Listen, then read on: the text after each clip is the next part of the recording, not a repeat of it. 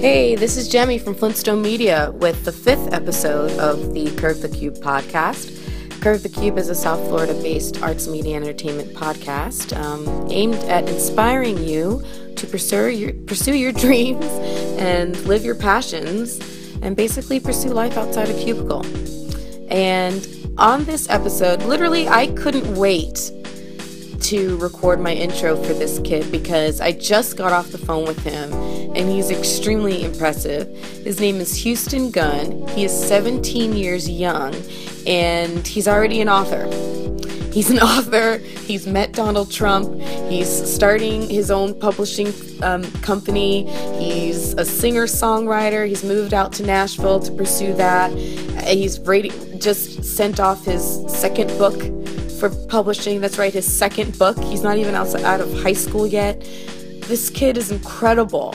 And the amount of insights and advice that he lays down on this podcast of how to live outside of fear and pursue your dreams. And he just drops some really amazing nuggets on how to get out there and get it done. And it just was a really exciting conversation.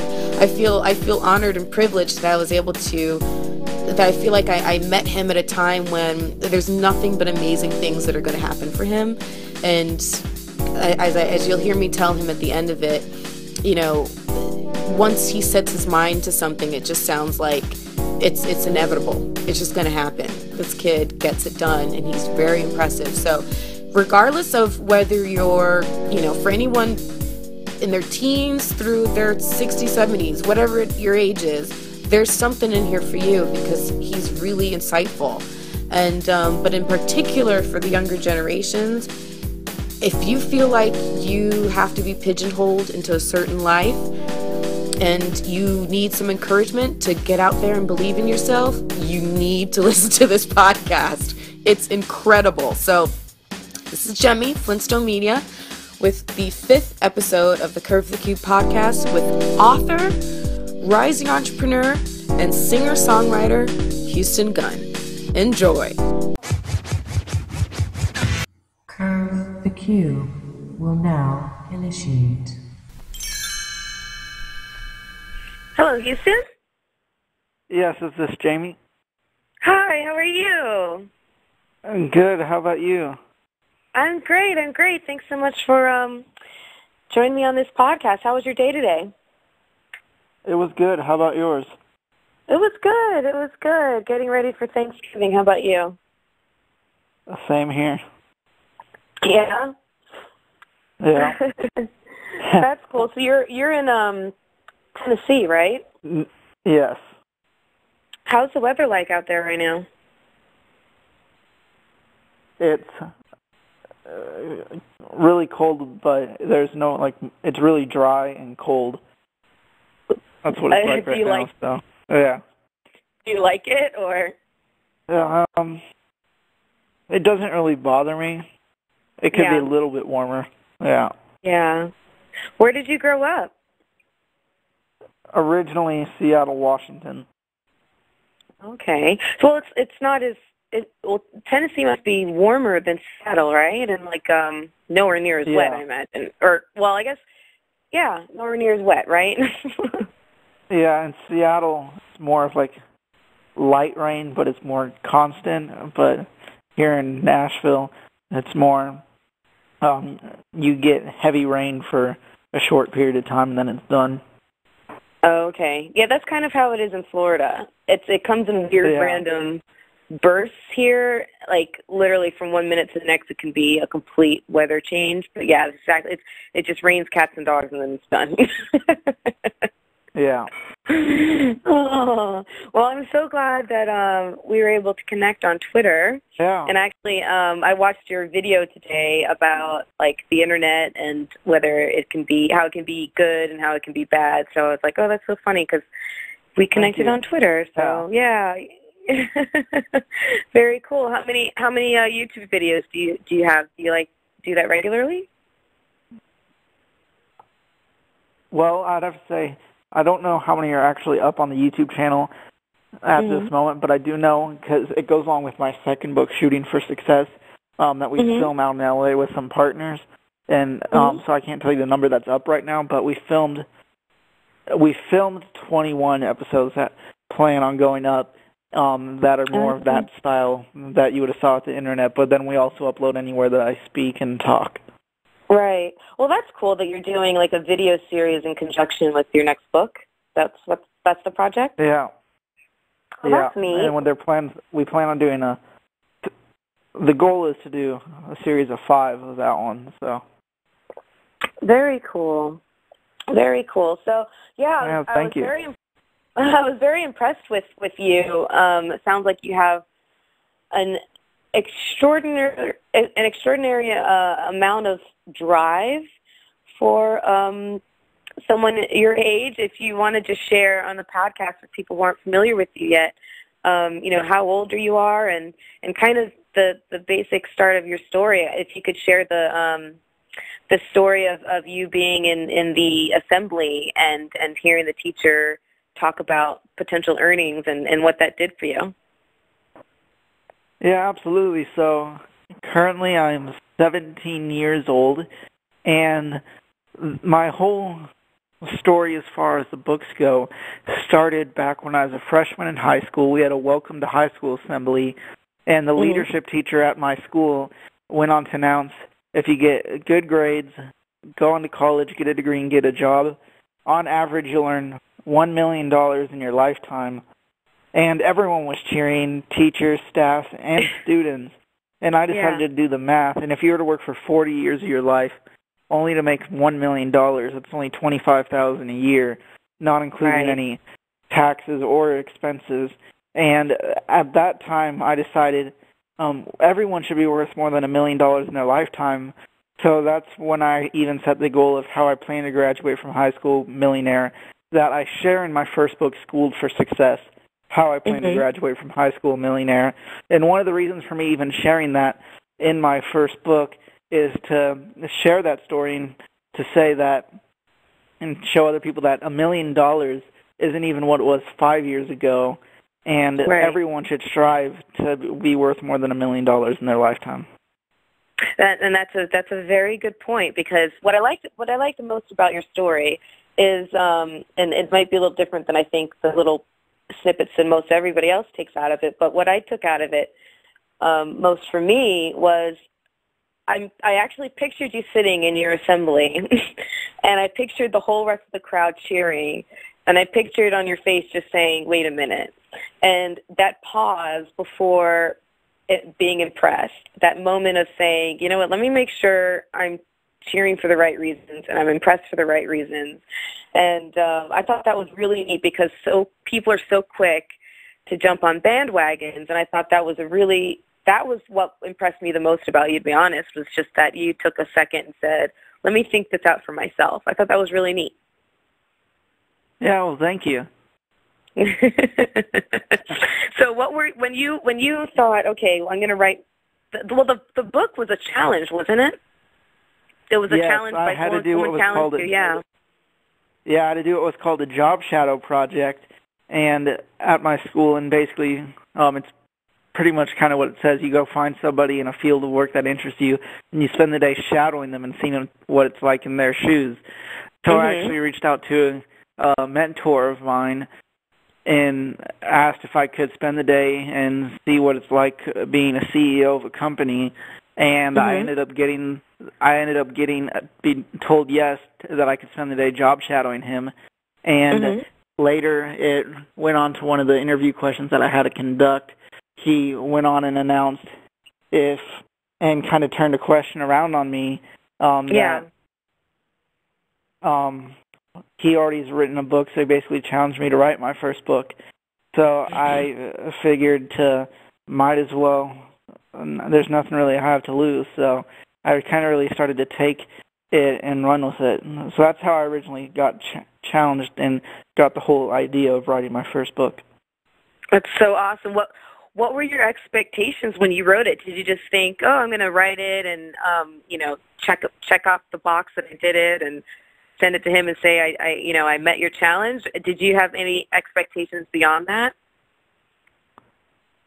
Not really. I didn't even really, like it was something that I was thinking about and I was thinking I was going to start doing, but I wasn't really, like I started doing it, but it wasn't like something I was like so much at the beginning of like I had to get this done like as fast as I can. And actually when we moved from Seattle to Nashville, because one of my other things is besides this author and real estate investor and entrepreneur, I'm also a musician. So when I moved down to Nashville, obviously that's Music City, USA, I really kind of put the book aside because it really was a school project that just was a challenge. And I just kind of put it aside and went on with my music and started to learn more and network with different musicians and get more connected here in Nashville.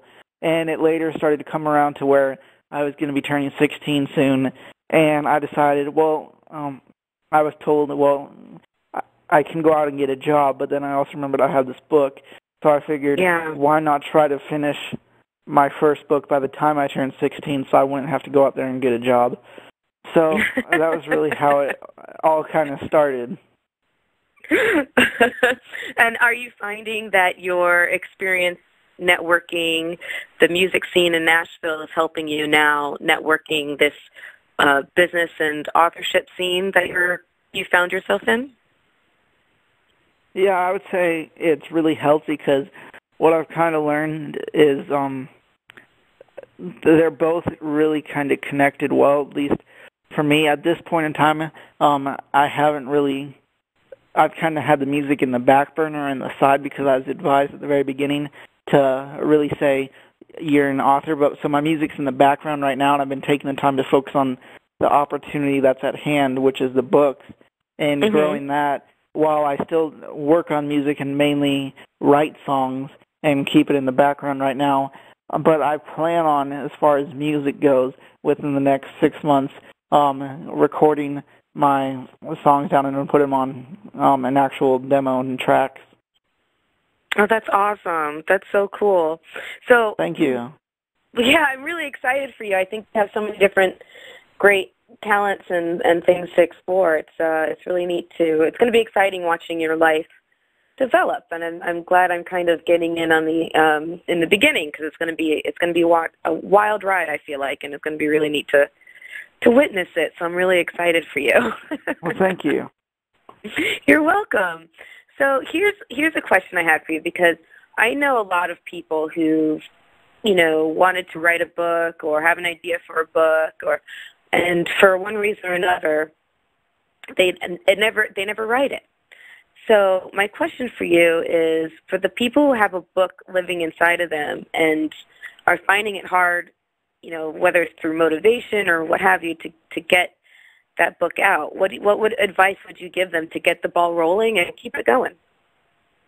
Well, I would say to start out with the writing of the book, I would say one thing that really helped me is because there's all these different ways you can go about writing a book, and what I kind of did, because it can sometimes be really hard just sitting there at a computer and just trying to think and write as you think.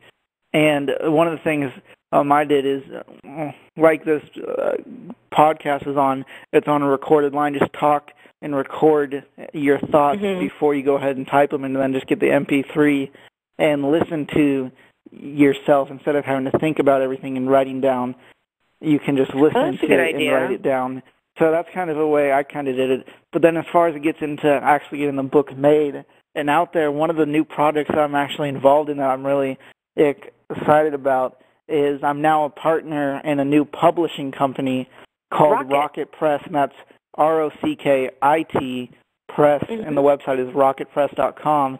And it really happened because we kind of started out, I did self-publishing with my first book, and I'll be honest, I had a bad experience with that. And then I decided I wanted to get away from this bad experience. So when my second book, Shooting for Success, launched, we had a launch event and publishers flew in, and we ended up going with a traditional type publisher, and we had a bad experience with them as well. So we figured, why not try to fix this and make our own publishing company, not only to fix the problems that we've had, but also try to be more helpful, more transparent having more transparency with authors, whether they've had a bad experience before, maybe they're first time not knowing how they get started getting their books, getting them in the distribution channels with Barnes & Noble and everything, as our publishing company has distribution through Ingram. So we've kind of started with not knowing even how you get books going and how publishing companies work, and it's got to the point now where we're involved in a brand new publishing company. So if anyone out there is interested in writing a book, or maybe has a book written but doesn't know what to do with it, I encourage you to check out Rocket Press, and again, that's ROCKIT Press, and then the website is rocketpress.com. That's great. Look, you're already very skilled at promoting yourself and your projects, and that's definitely something that's going to come in handy, because the only way people find out about you and what you're doing is, it's got to start somewhere, and it starts with you. So I applaud you for that. That's really great. Absolutely. You learn by doing it as well. Yeah, absolutely. And I'm getting a sense from you that you are a creator, because you've written a book. You're starting a publishing company, you're writing another book, you're a songwriter, and you want to record an album. Is that kind of the core piece of you? Is that what drives you? Is you like to create? Well, I've never really thought of that, but now I'm starting to think about it. I'd have to say that's probably right, because just anything, even if I'm not trying to write songs or anything, if I'm just sitting down and I'm not doing something, I try to always find something to do. And if I'm sitting around with an instrument, I'll find something new to play or just come up with something. So I'd have to say that's probably something to do with everything that I've done, being more of a creator type of thing. Yeah. That's awesome. Has Thank you. all the attention? Yeah, you're a very exciting individual. This is really cool. Has all this attention that you've gotten? I mean, geez, you've done a book signing tour. You've met the Trump. Has all this attention just blown your mind? You've been, on ABC and all kinds of stuff. What's been the coolest thing that you've gotten to do? Well, I'd say the coolest thing is definitely what I refer to as best day ever is what you mentioned, getting to meet Donald Trump. That was probably best day ever. And I was kind of asked, what was it like and everything. And, for me, it was nothing like you see on TV. It's one of the most nicest and just personable people I've ever met personally. And it was just an incredible experience. And, like I said, best day ever. Oh, that's so cool. I'm glad. Was he always someone that you had kind of looked up to? Yeah, I've always been, even when I was younger, the shows The Apprentice and then Celebrity Apprentice, they were always some of my favorite TV shows to watch. And I always kind of looked up and respected him. That's awesome. I was reading that you get a lot of your habits towards entrepreneurship from your mom and your grandma Linda. How have they influenced you? Well, my mom and my grandma have had incredible influences on me, and I'd say, my grandma actually is one chapter in my first book and one chapter in my second book. And it was just incredible. It's one of the things that they both did that really kind of helped me get to where I am today is when I was younger, they wouldn't necessarily be afraid to get me involved with things, as they've all had businesses. Now, obviously, if certain things were private, they wouldn't get me involved, but certain things like just going to more generic meetings and just getting me involved to see what it's like and how they do what they do and how business works at such a young age was an incredible thing. And one of the things that I share in both my books that my grandma told me when I was really young that I've kind of just thought about and I've grown to see it while I've started to grow up was her quote is, "When you work for others, you make them rich. When you work for yourself, you make yourself rich." And that was something my grandma told me when I was very young. So my entire family, not even my mom and my grandma, have had a big influence in my life and where I am today. That's awesome. Would that would you say that's probably the quote that has stuck with you the most? I would say yes. That is probably the one quote. And then probably the other thing that I wouldn't say it's necessarily a quote, but it was something I learned even going to my very first real estate seminars and just learning it ever since and starting to apply it to what I do. And the way I've kind of started to phrase it around is always ask, because I like to say being told no is better than not knowing at all. And that really kind of went ahead, and I don't know if this is one of the questions that you might have, because I get asked this a lot. It's like, how did I reach Donald Trump? And I kind of say, now I'm sure he might have had his own reasons, but for me, I just simply reached out and asked. And when I was getting interviews for my first book, because it all started with an interview, I wanted to get interviews from lots of well-known entrepreneurs, athletes, as well as celebrities, and I sent out about 109 requests in just a short 7-question interview. And out of the 109 requests I sent out, Donald Trump was the first and only response granting me an interview for my book. So that's something I kind of say is always ask has really had a big influence, and I've seen it firsthand, because if I would have given up after 108 and wouldn't have asked maybe 109 times, to all the different people, I would have maybe never got a yes. So you can never give up. You just got to take the risk and just start asking. And like I said earlier, being told no is better than not knowing at all, because who knows, you might get a yes and it might be able to change your life. Right. That is a very good lesson, and it's great that you learned it early, because I think a lot of times people believe that, because someone is a celebrity or is really successful, they're put on this pedestal, which, deservingly so and rightfully so, but because of that, they forget that they are people, that they're still just people. And so if, they still go home and, brush their teeth, they still take showers, they're just people.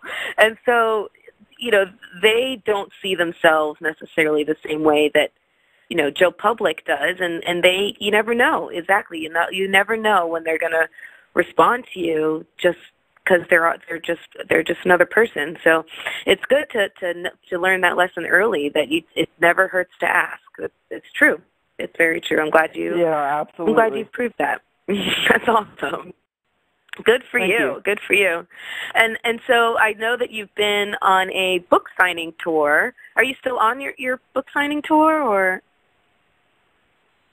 Well, I just ended the main part of I've been on a 17-city book tour since August, and there would be sometimes, like, it originally started up in Seattle, where I'm originally from, and let's see if I can try to remember all the stops. We went from Seattle down to Vancouver and Portland area, then we went down to San Francisco, then to L.A., Phoenix, Albuquerque, New Mexico, Oklahoma City, Branson, Missouri, and then we went back to Tennessee for a while to catch up and obviously get caught up on school, because currently I'm actually very fortunate enough, because I'm ahead on graduation requirements, because I was eventually told by my guidance counselor that because last year when my first book launched, it launched Halloween of 2013, and from then to winter break in December, I missed roughly close to 30 days of school.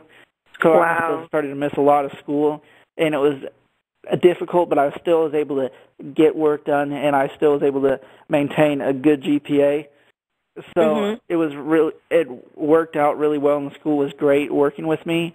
But then they said you're ahead on graduation requirements, so if you want, you can either graduate early, or you can do online, do maybe one class that you're required, and then do 2 electives so you're still enrolled, and have more time to travel and promote your books.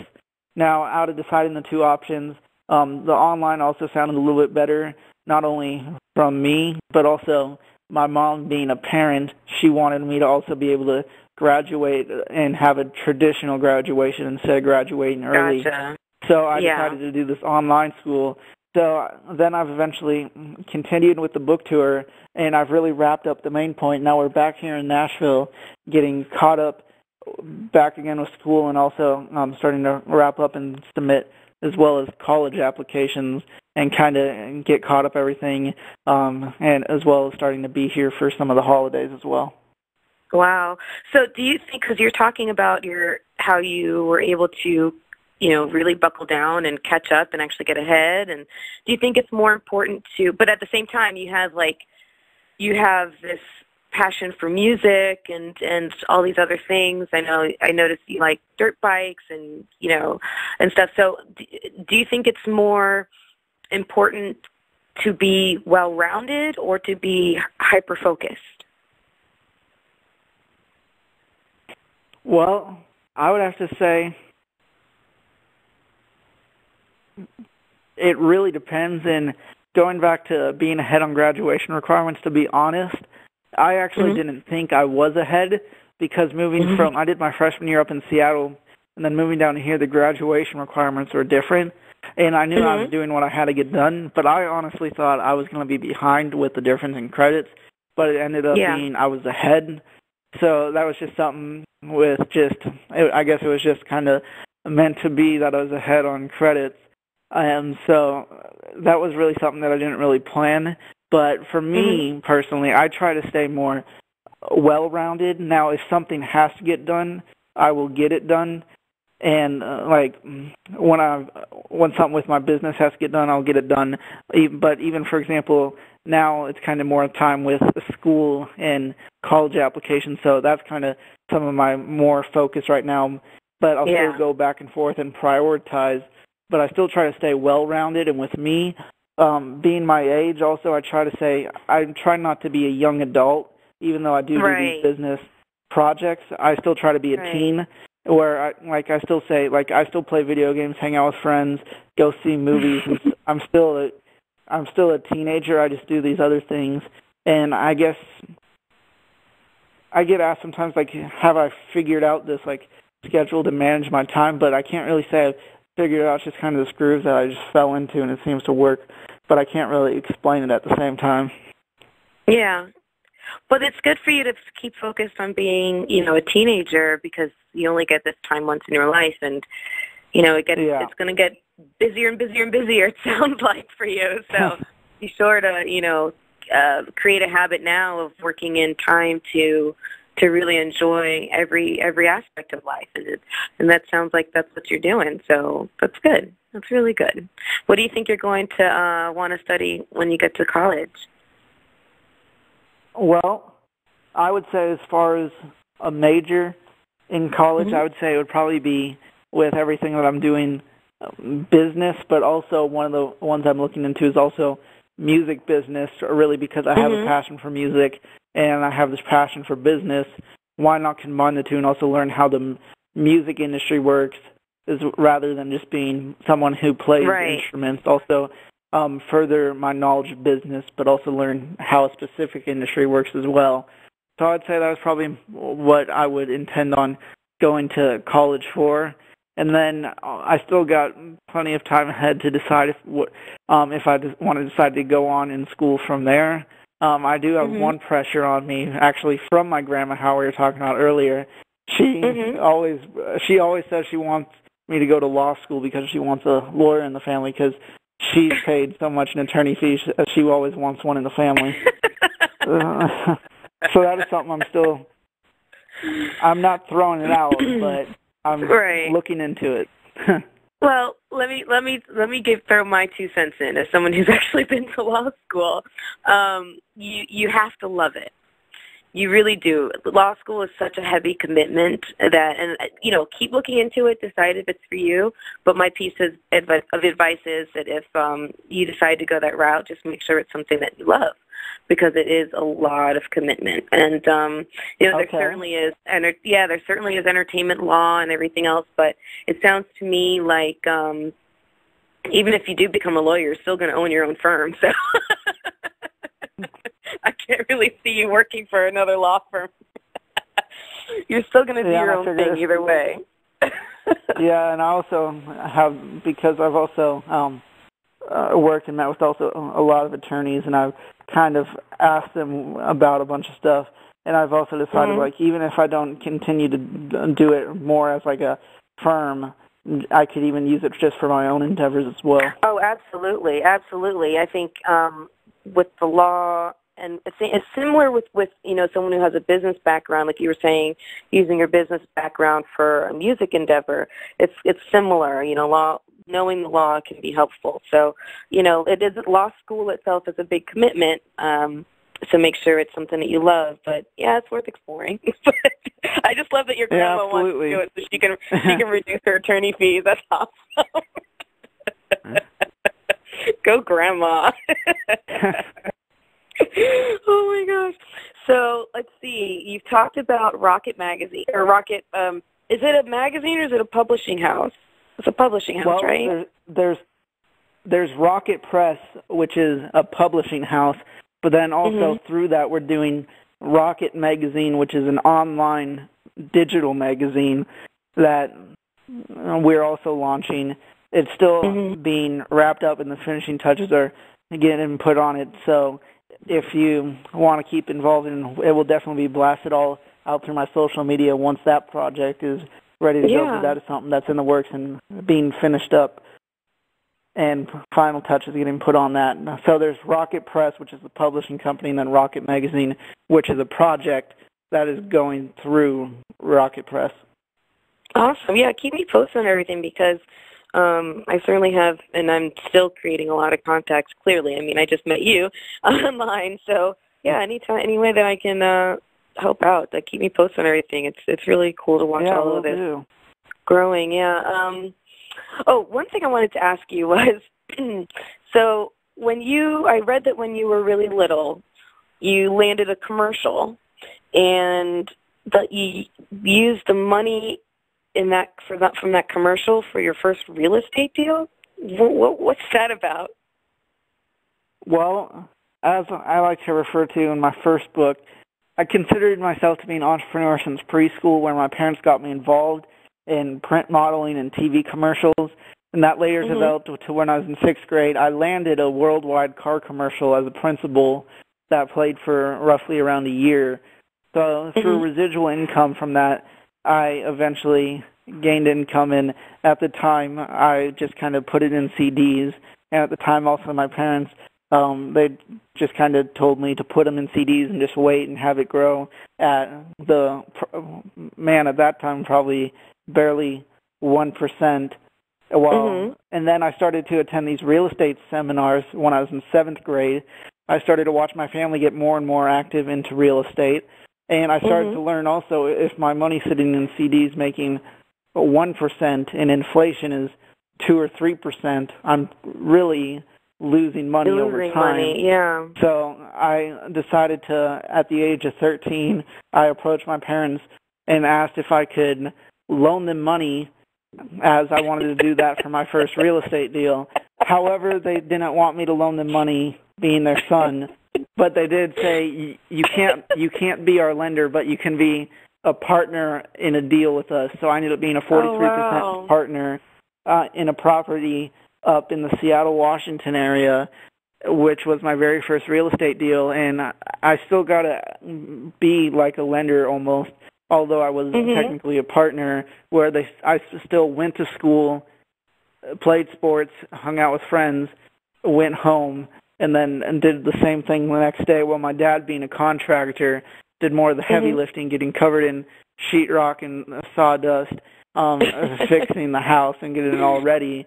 So I really kind of liked being in a lender position, mainly also being my age, because it also allows me to park my money in an investment instead of having to be there several hours a day working on it, so I can still go to school, do homework, hang out with friends, and still be a teen.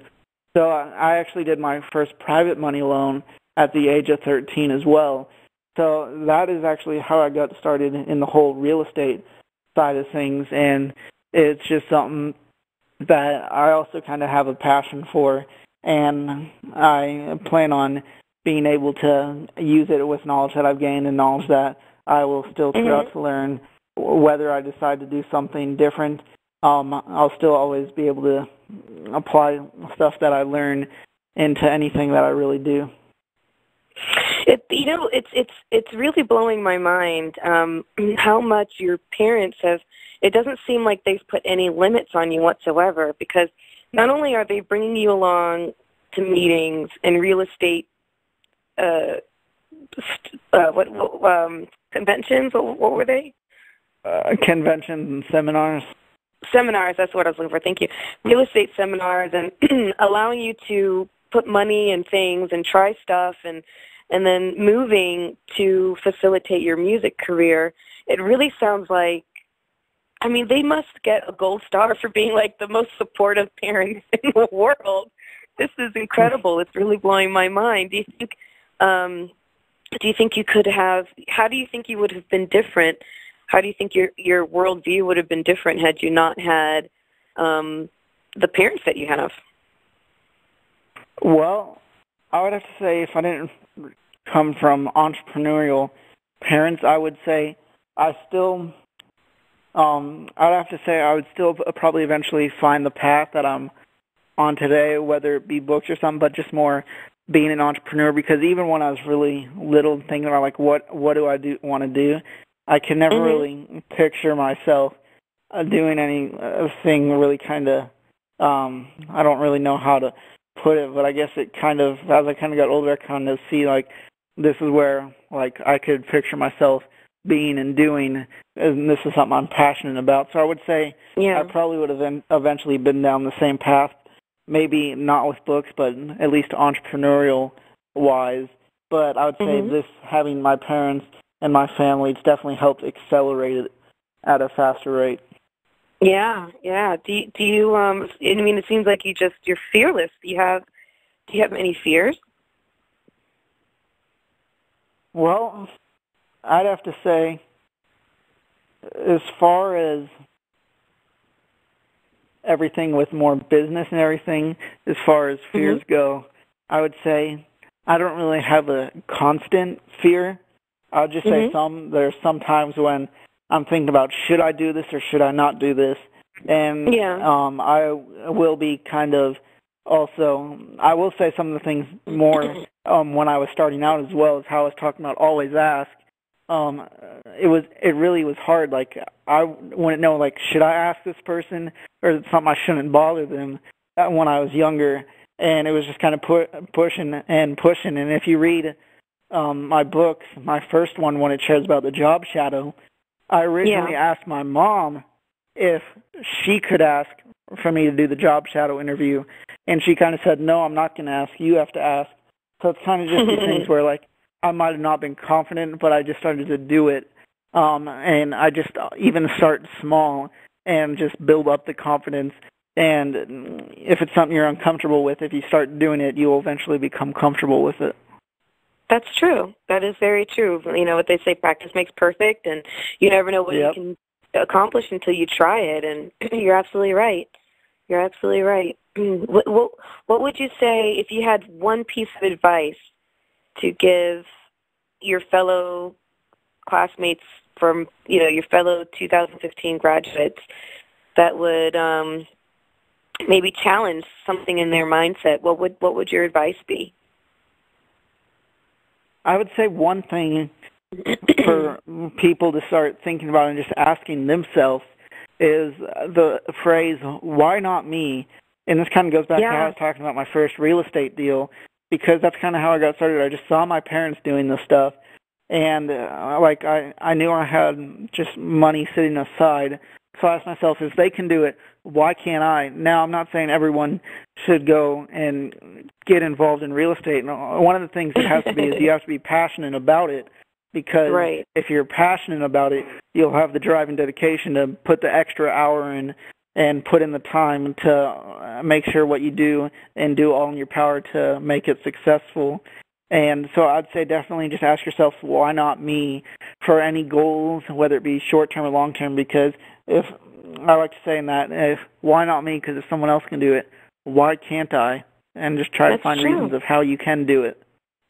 Absolutely, and you basically just perfectly encapsulated the purpose of my podcast, because people are sometimes they get locked behind their fears of whether fear of failure or thinking that I have this passion, but I don't know how to pursue it, fear of the unknown.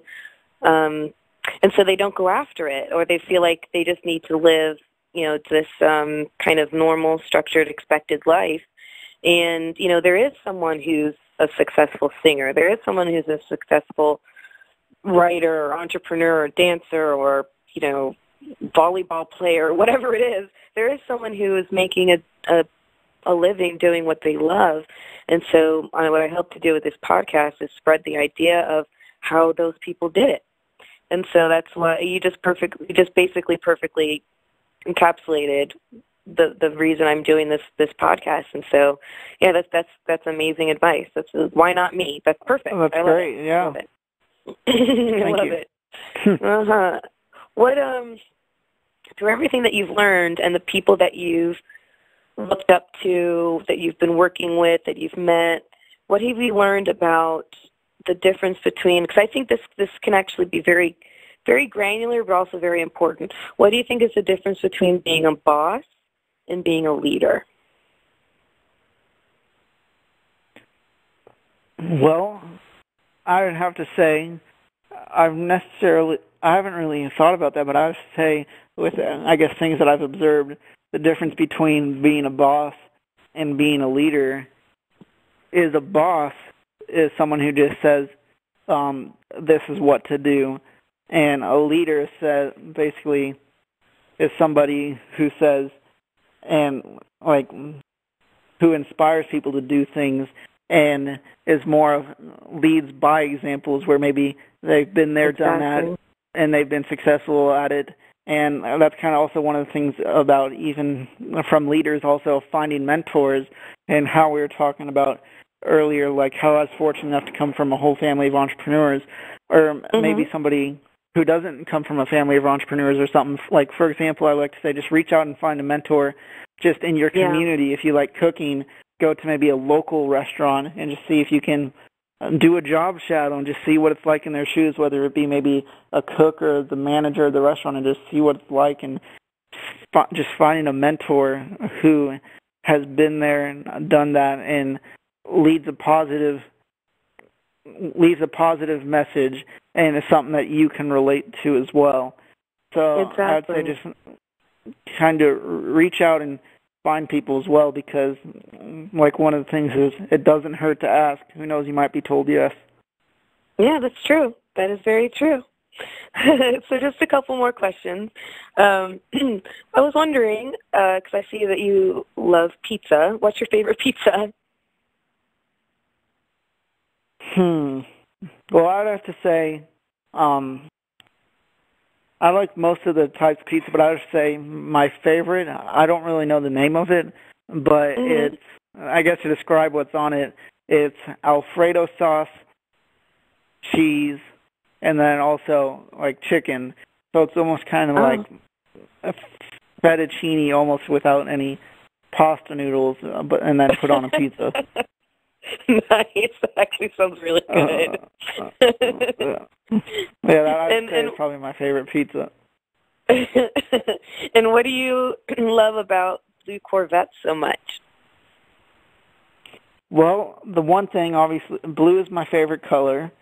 And then one of the things I like about Corvettes is actually when I was starting to learn to drive when I was 15, I actually got to go up with my grandma back up to Washington to learn to drive. And I spent the time learning to drive, and the first car I drove was her red Corvette.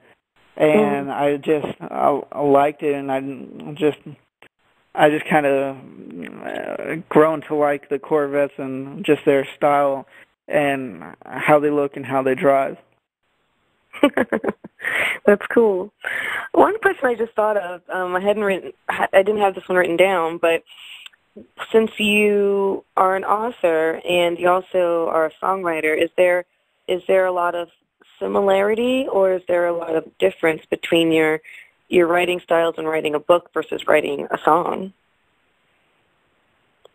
Well, I'd have to say, for me personally, it's a lot different, because when you're just like writing for a book, it's one part, just the words, And when you're writing a song, there's several different pieces to the puzzle, different instruments, and there's different timing and everything. So I'd say it's definitely a lot different. And like you might think of something that's good, but then it doesn't fit in syllable-wise or timing-wise. So it's definitely a lot different, and there's a lot more to it when putting together a song than writing down words for the book.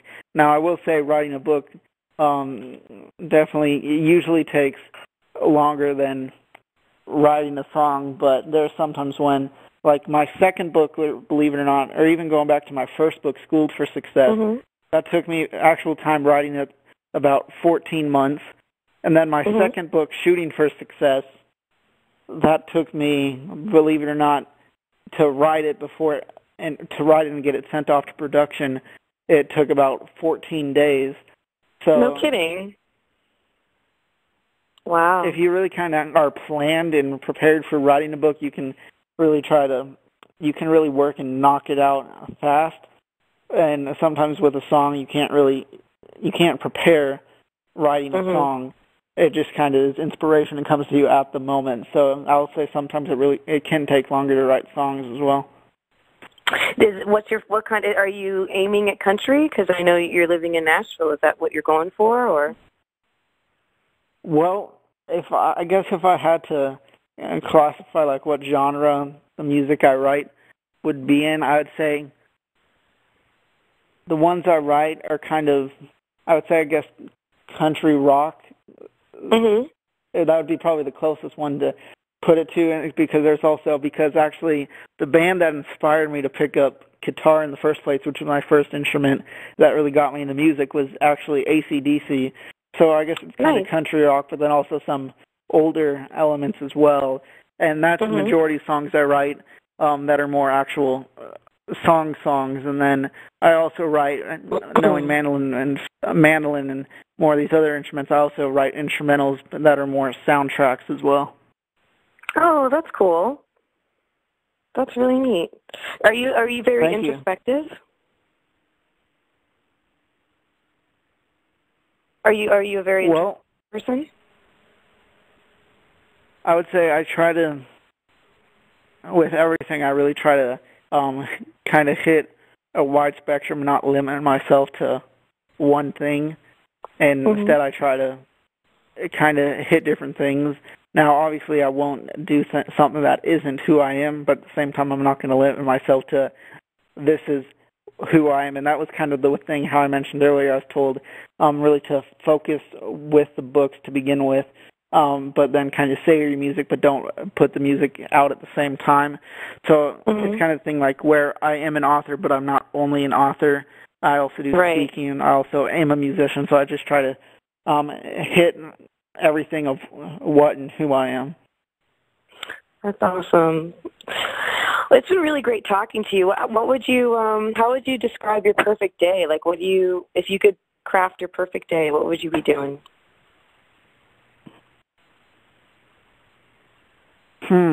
Perfect day.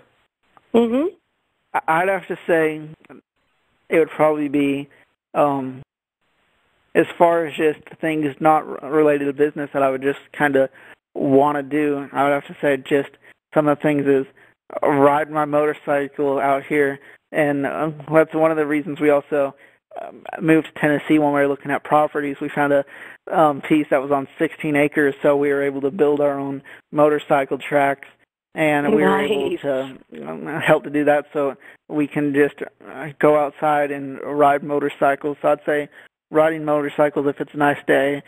Definitely seeing some movies, whichever movies are at the time. That's one thing I try to do a lot, even if like when I'm on these book tours and like even when I was just in Florida actually, I will try to balance it out where like if I don't have something planned for a day, like I'm not just going to sit and do nothing, especially when I'm traveling and as well as going places where I might have not been before. We try to hit stuff and go out to places as well, see movies. So movies is definitely probably one of the things. So motorcycles, movies, and then I'd have to say music, and then just hanging out with friends would probably be a good day, not related to any business at all.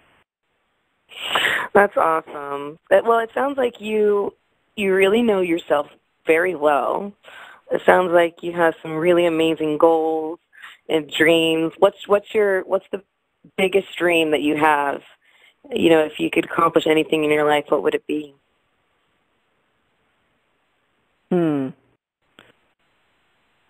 Well, I'd have to say, as far as long term now, it's kind of really hard because right now I have all these different opportunities and it's kind of all about decisions. But I would have to say one goal that I'm really working towards, and I've been doing all my power by having this time off of school and traveling and promoting my books and everything, is the goal that I had in my first book of plan to graduate from high school millionaire, and I'm on track and doing all in my power to try to make that happen. So that is one of the things right now that I'm working on. And so, yeah, I'd say that's one of the things. As far as long-term, like way down the road, one of my goals is like when I get asked like where I see myself in 5 years is, as far as the books and everything is related, I would like to see myself being, I guess, almost like a spokesperson for entrepreneurship across all different platforms of media.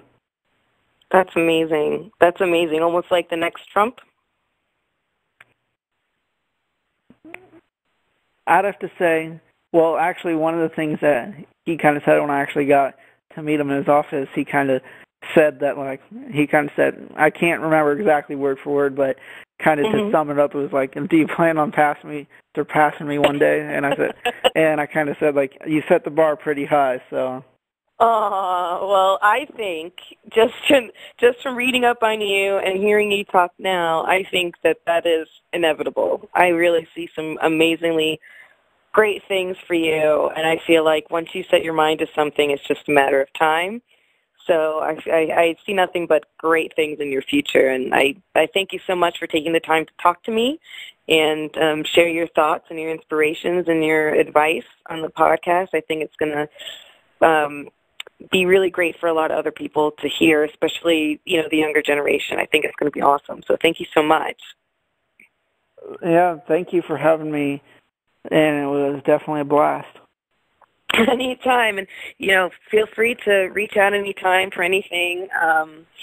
And, you know, you're going to be sending in those college applications, so if you ever need a reference or anything like that, however I can help, yeah, don't be a stranger. It'd be an honor, and happy early Thanksgiving. You too. All right, kiddo. Well, you have a great night. Okay, thank you. You too. Bye-bye. Okay, bye. You have successfully curved the cube.